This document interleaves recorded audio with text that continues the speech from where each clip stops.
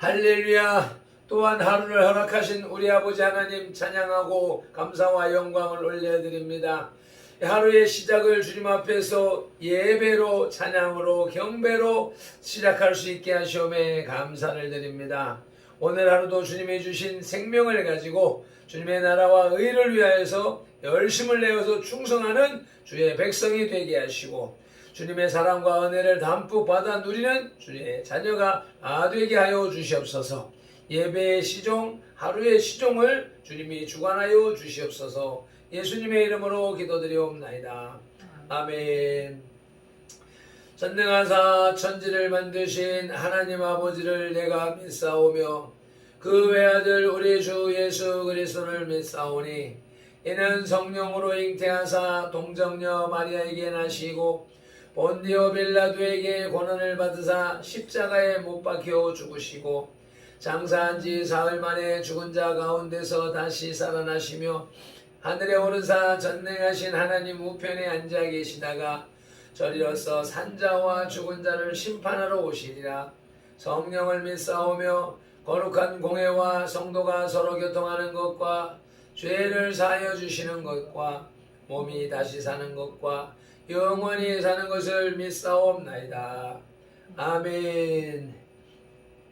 오늘 우리에게 주시는 말씀 사도행전 7장 9절로부터 19절까지의 말씀입니다. 제가 가진 성경 197쪽, 198쪽에 걸쳐서 있습니다. 찾으셨으면 함께 한 목소리로 합독하시겠습니다.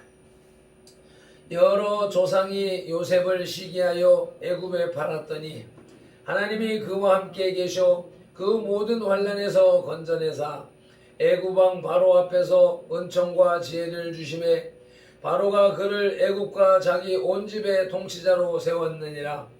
그때 애굽과 가나안 온 땅에 흉년이 들어 큰 환난이 있을세 우리 조상들이 양식이 없는지라. 야곱이 애굽에 곡식이 있다는 말을 듣고 먼저 우리 조상들을 보내고 또 재차 보내매 요셉이 자기 형제들에게 알려지게 되고 또 요셉의 친족이 바로에게 드러나게 되니라. 요셉이 사람을 보내어 그의 아버지 야곱과 온 친족 75사람을 청하였더니 야곱이 애굽으로 내려가 자기와 우리 조상들이 거기서 죽고 세겜으로 옮겨져 아브라함이 세겜 하몰의 자손에게서 은으로 값주고 산 무덤에 장사되니라.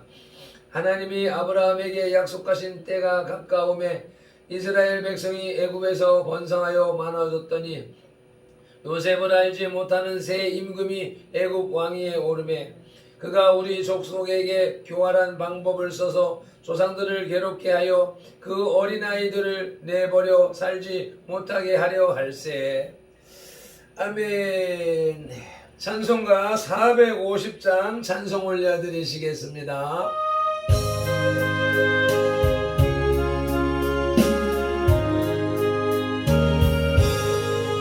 내 평생 소원 일곱뿐 그 외에 일어나가 일수상 일별하는 날 주 앞에 가리라.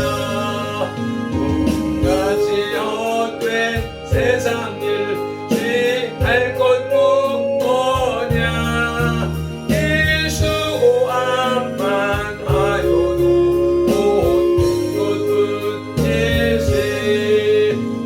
내 같은 시험 마르나 험내지 맙시다.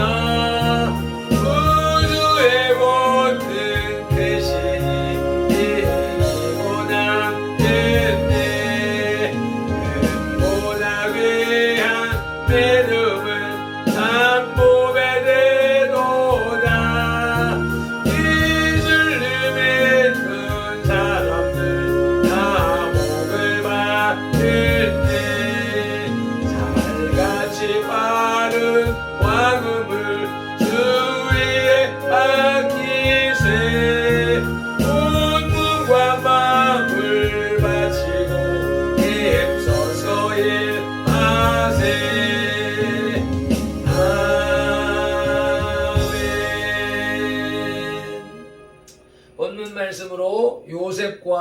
예수님을 지오라마 비전하라 하십니다. 라는 제목으로 말씀을 나누겠습니다. 아브라함에 관한 이야기를 마친 스데반은 이제 예수님의 한 모형이었던 요셉에게로 그 주제를 바꾸고 있습니다. 요셉의 생애를 언급하면서 스데반은 두 가지를 강조하고 있는데, 그것은 언약의 성취자로서의 요셉, 즉 하나님께서 아브라함에게 하셨던 내가 내 자손으로 땅에 티끌 같게 하리니 라고 하시는 창세기 13장 16절 말씀의 약속이 요셉의 때에 성취되었다는 것과 그리스도의 한 모형으로서의 요셉입니다. 이제 이러한 본문을 통해서 성경의 인물 중 가장 아름다운 성품을 지닌 요셉의 이야기를 살펴보면서 그리스도와 요셉의 연관성에 대해서 생각해 보도록 하겠습니다. 그 첫째가 이제 요셉이 받은 시기와 질투입니다. 어려서부터 아버지의 특별한 사랑을 받았던 요셉은 그러한 아버지의 사랑과 자신이 꾼 두 가지의 꿈으로 인해서 형들로부터 미움을 받았습니다. 창세기 37장 4절로 5절의 내용입니다. 사실 이러한 형들의 질투는 정당한 것이 못 되었습니다. 그들이 느낀 질투는 요셉의 위대성과 자신들에게는 그러한 꿈이 주어지지 않았다는 생각에서 기인된 것이었기 때문입니다. 예수 그리스도 역시 인생들에게 무고한 시기와 질투를 받았습니다. 예수님만이 지니고 있는 온유함, 부정하고 죄 많은 자신들과는 너무 다른 고요함과 정결함, 이러한 예수님의 위대성이 죄인들로부터 반감을 사고 배척을 당하게 했던 것입니다. 요한복음 1장 9절로 11절 말씀에 보면은 참빛 곧 세상에 와서 각 사람에게 비치는 빛이 있었나니 그 빛이 자기 땅에 오매 자기 백성이 영접하지 아니하였다라고 말씀하고 계십니다. 요셉이 받은 시기와 질투는 예수님이 받은 시기와 질투를 상징하고 있습니다. 두 번째는 자신들의 형들에게 의해서 노예로 팔린 요셉입니다. 요셉을 판 사람들이 이방인이나 타인이 아니었습니다. 요셉을 판 사람들은 피를 나눈 형들이었습니다. 같이 생활하고 같이 자라나며 같은 사랑을 나누었던 형들에 의해서 요셉은 노예로 팔린 것입니다. 그리스도를 배반한 자 역시 이방인이나 로마인이 아니었습니다. 그 역시 자신의 동족 유대인에 의해서 팔렸으며 자신이 3년 동안 뜨거운 사랑을 베풀었던 제자에 의해 죄인으로 팔렸던 것입니다. 배반은 곧 자신이 가장 믿는 사람에게서 시작됩니다. 이방인으로부터 배반당했다라고 하는 말을 쓰지 않잖아요. 세 번째, 은 20개에 팔린 요셉의 모습입니다. 노예로 팔린 요셉의 몸값은 은 20개였습니다. 창세기 37장 28절에 나오는데 형제의 사랑과 우애를 요셉의 형들은 은 20개에 맞바꾼 것입니다. 그리스도 역시 그 당시 가장 싼 노예값이었던 은 30냥에 팔렸습니다. 사랑과 우정, 믿음이 은 30냥에 팔린 것입니다. 요셉의 형들과 가룟 유다는 모두 무한의 것을 유한의 것과 바꾼 자들입니다. 천하보다도 귀한 영혼을 단돈, 은전 20냥 30냥에 맞바꾼 것입니다. 하늘의 것을 땅의 것과 바꾼 자들입니다. 그들은 형제와 제자의 위치에서 스스로 도덕적으로 전락해버린 것입니다. 그리고 이제 네 번째 비교해 볼 것은 죽음을 맛보았던 요셉입니다. 요셉을 죽이고자 하는 형들에 의해서 구덩이에 던져졌던 것은 요셉의 죽음을 의미합니다. 사실 요셉은 이미 그때의 죽음의 공포와 절망을 맛보았던 것입니다. 단지 즉각적인 죽음만이 유보되었을 뿐 구원에 대한 모든 소망이 끊어진 실제적인 죽음을 체험했던 것입니다. 자신의 백성들을 구원하기 위해서 이 땅에 오신 예수님 역시 자신의 백성과 제자에 의해서 죽임을 당했습니다. 요셉이 구덩이에 던져졌던 것처럼 예수님도 무덤 깊은 곳에 음부에까지 처해져 있었던 것입니다. 가장 깊은 좌절과 절망, 슬픔과 두려움의 골짜기까지 우리의 주님은 내려가셨던 것입니다. 다섯 번째, 애굽의 총리가 된 요셉의 모습입니다. 요셉의 환난은 영원한 것이 아니었습니다. 자신이 정하신 때가 되자 하나님은 요셉을 들어서 애굽의 총리 대신으로 세우셨습니다. 비천한 자를 가장 존귀한 자로, 노예를 가장 큰 권능의 사람으로, 좌절과 절망 중에 있던 사람을 애굽과 이스라엘의 소망으로 삼으셨던 것입니다. 이처럼 예수님도 영원히 무덤에 계시지 않았습니다. 죽음의 권세는 그를 영원히 지배할 수 없었습니다. 3일 만에 그는 죽음의 권세를 깨치고 부활하셨고 얼마 후에 승천하셔서 하나님 보좌 우편에 앉으셨습니다.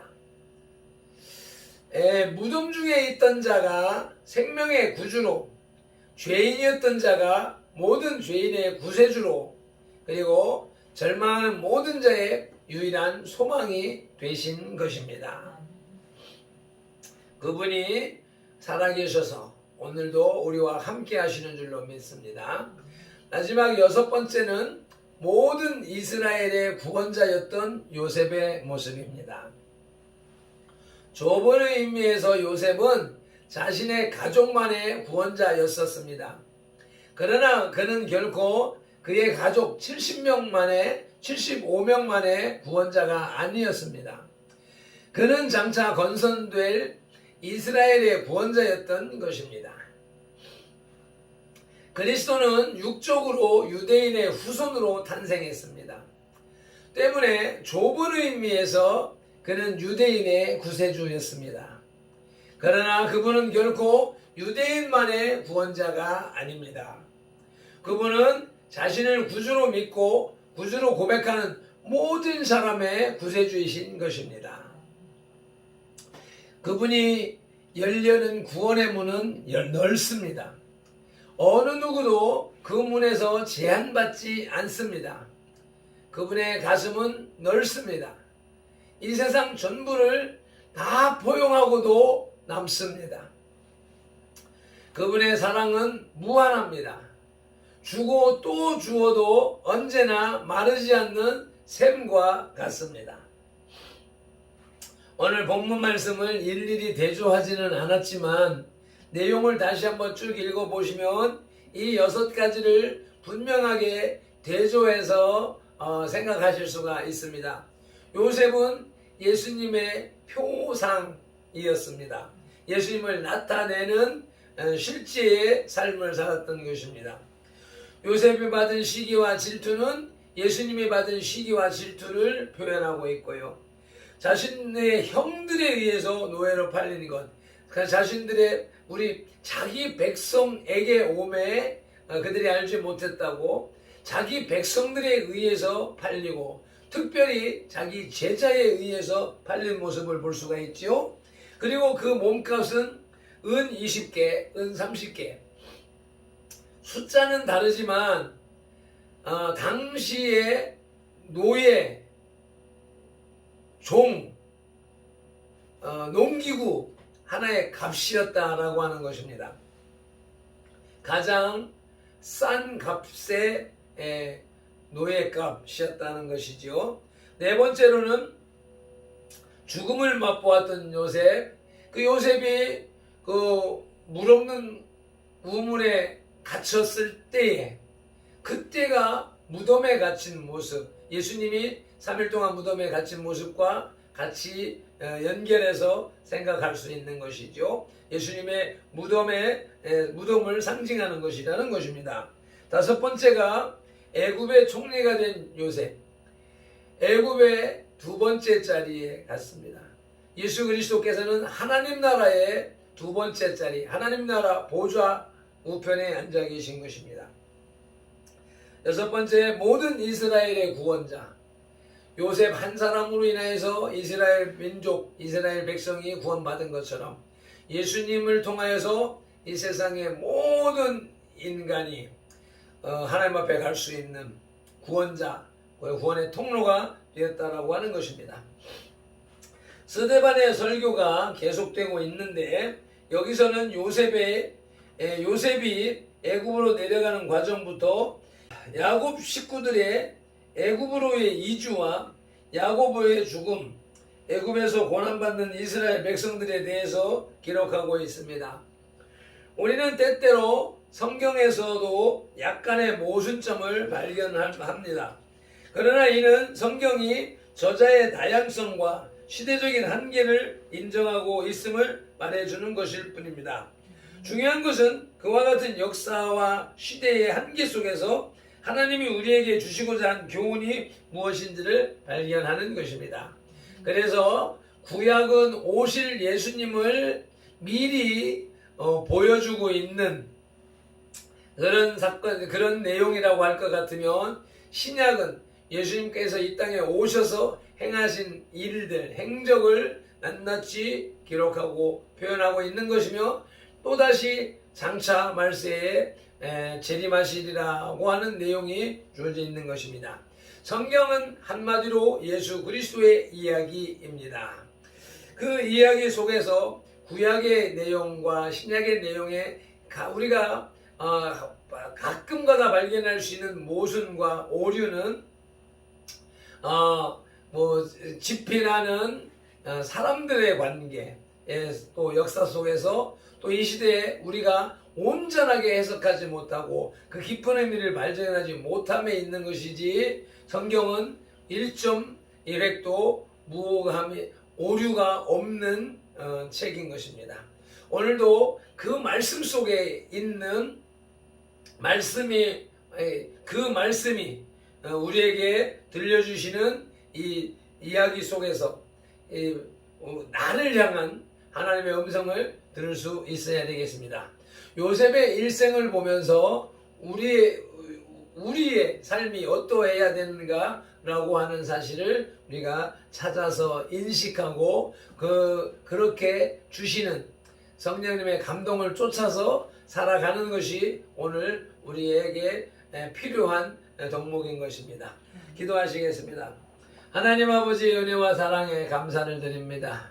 오늘 스데반의 설교를 통하여서 오늘 요셉을 통한 이스라엘에 나타난 예수 그리스도를 아버지 하나님 조명할 수 있게 지오라마 비전을 할 수 있게 하시오매 감사합니다. 오늘도 이러한 눈이 열려서 세상을 살아가면서 이 세상 속에서 나타나고 있는 주님의 임재를 아버지 밝히 알고 경험하고 동행하며 또 나타내며 살아가는 하루가 될 수 있도록 인도하여 주시옵소서. 예수님의 이름으로 기도드리옵나이다.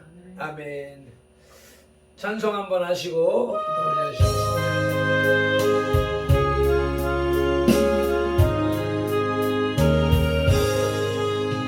내 평생 소원 이것뿐 주의 일 하다가